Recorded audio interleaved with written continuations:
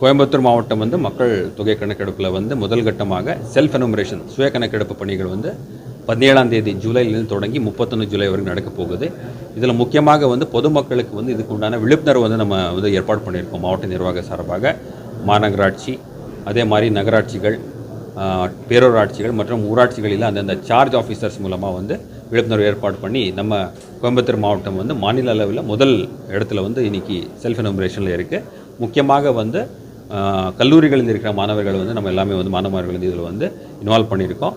அரசு அலுவலர்கள் வந்து எல்லாருமே வந்து இதில் வந்து முழுமையாக அவங்களுடைய செல்ஃப் எனுமரேஷன் வந்து பண்ணதுக்கு உண்டான எல்லா வந்து விழிப்புணர்வு ஏற்பாடு பண்ணி தொடர்ந்து வந்து அந்த பணிகள் நடந்துகிட்டு இருக்கு. 31ஆம் தேதி வரைக்கும் இந்த செல்ஃப் எனுமரேஷனால் என்னுடைய வேண்டுகோள், பொதுமக்கள் வந்து இந்த செல்ஃப் எனுமரேஷனில் உங்களுடைய பங்கு வந்து மிக முக்கியமானது.